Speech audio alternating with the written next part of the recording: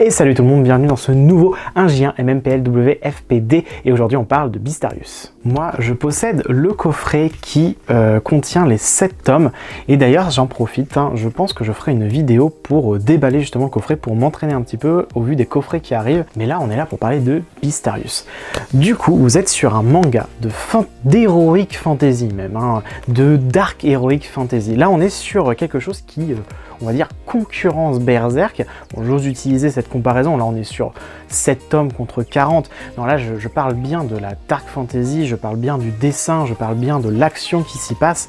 On est sur quelque chose qui est extrêmement dur, c'est du seinen vraiment très fort. Alors moi j'ai eu beaucoup de chance de tomber dessus personnellement. À la base je me destinais absolument pas pour ce genre de lecture. Non pas que la fantasy ne m'attire pas, ni que la dark fantasy ne m'attire pas, c'est le style de dessin qui me perturbe beaucoup. Toujours pareil, il y a des planches qui vont défiler pendant la vidéo, mais ce sont des planches qui sont extrêmement dures. À chaque fois en fait, c'est ça le problème, c'est que c'est une fois qu'on est habitué au dessin, c'est de la masterpiece en permanence. C'est quelqu'un qui vous apprend en fait ce que c'est le dessin, très clairement. Moi je lui montre comme ça là, mais je sais qu'il y a d'autres planches qui vont circuler, qui vont être de bien meilleure qualité, mais c'est juste qu'à chaque fois que je tourne une page, c'est magnifique. Et je me souviens quand j'avais ouvert pour la première fois le manga, de toute façon c'est très simple, je vais tourner la page, on était là-dessus, donc je pense que je vais essayer de retrouver les deux planches, mais on commence avec ce genre de planche, et c'est agressif au possible. En fait, il y a excessivement de détails.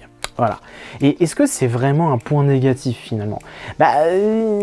Pour quelqu'un qui n'est absolument pas habitué au genre et qui plonge là-dedans, ça peut l'être. Donc il faut au moins être intéressé par le genre. Donc moi j'ai eu beaucoup de chance de tomber dessus parce que dans ma librairie, ils m'ont dit il y a le coffret qui est sorti, tu devrais en profiter, c'est une super histoire, je suis sûr que ça va te plaire et tout.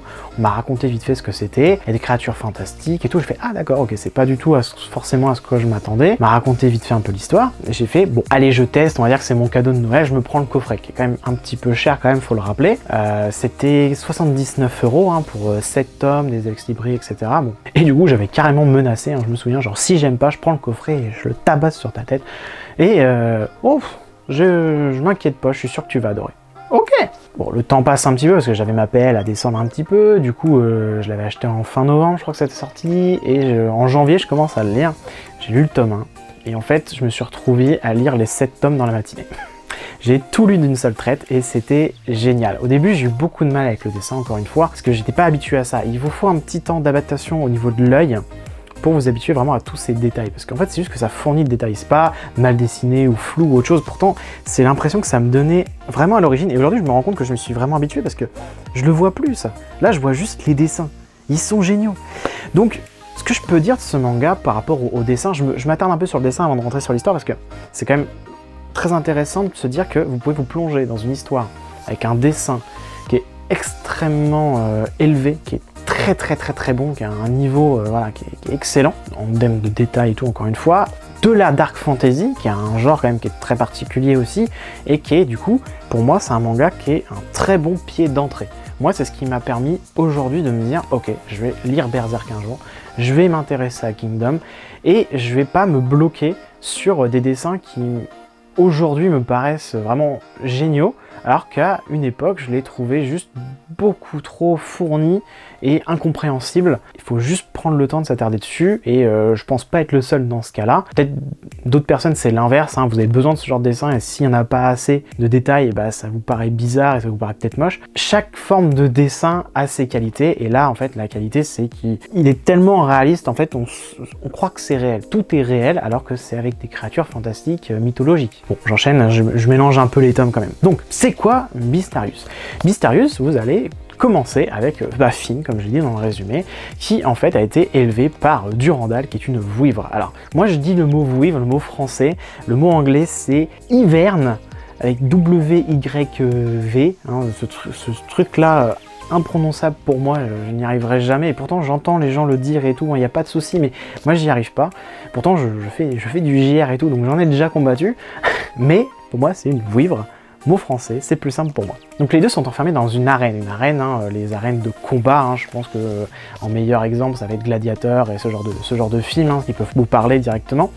Et ils doivent se combattre dedans, et un jour ils doivent se battre l'un contre l'autre alors que la vouivre, donc Durandal, je vais utiliser son nom, Durandal, et Finn, du coup, se sont entraînés ensemble depuis très longtemps, donc ils ont noué quand même une amitié et tout.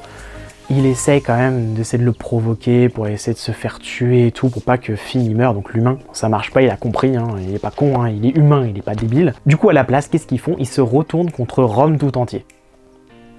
Normal. Ils arrivent à s'échapper, ils se barrent, et pour le peu de poursuivants qu'il y avait, ils les défoncent. Mais ils les déboîtent, littéralement. Voilà, ce sont des personnages, tous ceux qu'on va rencontrer dans le manga, ce sont des personnages qui sont beaucoup trop forts pour le commun des mortels. C'est des Deus Ex Machina à eux tout seuls. Et je plaisante à peine. Vous avez déjà une vue ivre, vous avez aussi l'histoire à un moment du Minotaure qui est retravaillé, et après vous avez un de mes arcs préférés, et pourtant il n'y a que 7 tomes, mais il y a plein de petits arcs. Hein. Un de mes arcs préférés, du coup, vous arrivez il y a un petit village, voilà, tranquillement, qui se fait détruire. Il y a 3 enfants qui arrivent à s'échapper, et du coup, il tombe sur Finn, et du coup, décide de le tanner à fond pour se faire entraîner, parce que il est ultra fort, quoi, forcément. Alors qu'il s'était caché là depuis des années déjà pour échapper à l'armée romaine, pour vivre tranquillement avec Durandal. C'est qui cet enfant? Enfin, ces enfants-là, ils sont 4. Bon, il y en a un qui m'intéresse plus que les autres, il s'appelle Arthur. Donc, en fait, le mec, dans ses mangas, il a pris plein de mythologie, un peu de partout, de légendes, etc. Il a tout foutu dans son truc, et il en a fait un truc, mine de rien, assez cohérent. Vous avez du coup Arthur, la légende arthurienne, qui est remaniée intégralement dans le manga. Il y a plein de choses qu'il n'y a pas, et il y a des choses en plus, forcément. Mais moi, c'est un truc, moi, vous me mettez de la légende arthurienne, je signe directement. Hein, je mets mes initiales, je fais ok, c'est parti, go. Je ne le savais pas, sinon j'aurais lu ce manga depuis déjà très longtemps, très clairement. Après ça, qu'est-ce qui se passe? Bon, il y a quelqu'un qui se fait capturer, puis ils vont aussi à Rome, ils vont dans l'arène, ils s'y retrouvent. Ils défoncent tout le monde. Bon, après, je vous dis pas voilà, comment ça se passe, le pourquoi du comment, les rebondissements qu'il y a. Ça reste quand même une œuvre qui est extrêmement linéaire, un peu dans sa construction. C'est facile, hein. Il y a un héros, il est très puissant, il détruit des mecs. Il y a un truc qui se passe des méchants, du coup il y va, il détruit des mecs. Et voilà, c'est le truc classique de la boucle. Il y a des méchants, on les défonce, on est plus fort qu'eux, et puis machin. Bon, il y a des rebondissements, mais il n'y a rien qui est extrêmement surprenant non plus dans le manga, mais avec son trait, son dessin et toutes les émotions à transparaissent sur les visages, c'est excellent. Alors moi j'ai été totalement marqué par le manga, hein, comme je vous l'ai dit, c'est celui-là qui m'a donné vraiment un pied d'entrée, et en vrai je peux que vous le conseiller aussi du coup. Là, encore une fois, c'est une série courte, il y a 7 tomes, vous avez que 7 tomes, vous risquez pas grand chose, dark fantasy, dessin de fou, vous lancez dedans, vous laissez tout d'une traite, et c'est gagné, c'est jackpot. Alors moi je suis sûr que je vous ai balancé de l'image là, parce que autant je vous ai choisi certaines planches très précises pour d'autres mangas, mais là il y a vraiment, c'est toutes les 5 pages, il y a une page fantastique, là, je suis sûr que je tourne au pif, boum, ah bah tiens, bah, parfait, hop là, on a le mec qui est dessiné comme ça, mais c'est trop beau, hein, là, voilà, une planche plus classique quand même, bon ça là je la montrerai pas parce qu'au cas où vous puissiez la voir, là il y a un spoil pour moi, mais ouais, à chaque fois que je tourne, je vois des trucs fous, je vois des trucs fous, ouais, non, c'est génial, voilà, et... Ah lisez Beastarius. Voilà, c'est tout ce que j'ai à dire, parce que ça se trouve vous aurez le même déclic que moi sur le type de manga que vous allez en découler, et au pire des cas, vous allez peut-être pas aimer un genre et vous en rendre compte. Mais au moins vous aurez testé avec 7 tomes, et pas avec une série plus longue, peut-être à moins qu'une série plus courte, mais là vous risquez pas grand chose. En plus, je crois qu'il y a encore quelques coffrets qui sont disponibles alors que ça fait 1 an, et il y a que 1000 exemplaires. Du coup, hein, si vous voulez vous laisser tenter, l'approche de Noël, les cadeaux, tout ça, bon, je dis ça comme ça. Bon voilà, je vous ai parlé du dessin, je vous ai parlé voilà, un peu de l'histoire dans sa grosse globalité et de ce qui se passe. Je vais rajouter 2-3 trucs qui m'avaient, moi, frappé. Je pense qu'il y a une bataille précisément qui m'avait frappé, et c'est même pas avec Arthur, voilà, c'est avec un autre personnage, je dirais pas lequel. Il est posé là. Il y a une armée en face, il y a Rome en face. Ils sont là, je sais plus combien ils sont 10 000, un truc dans le genre. Vraiment, c'est un chiffre, ça veut rien dire, ça veut rien dire. Il est tout seul. Ah, mais il défonce tout le monde. L'armée, elle prend peur, elle dégage, elle fuit. C'est n'importe quoi. Non, ils ont vraiment une puissance. C'est de Beastarius. Voilà, c'est des Beastarius, les mecs, ils sont là. Eux, c'est des combattants. Voilà, l'armée de Rome, elle, c'est rien. Eux, c'est des vrais mecs. Eux, c'est des bonhommes. Mais moi, je fais pas le poids, moi. Qu'est-ce que tu veux faire contre Snake?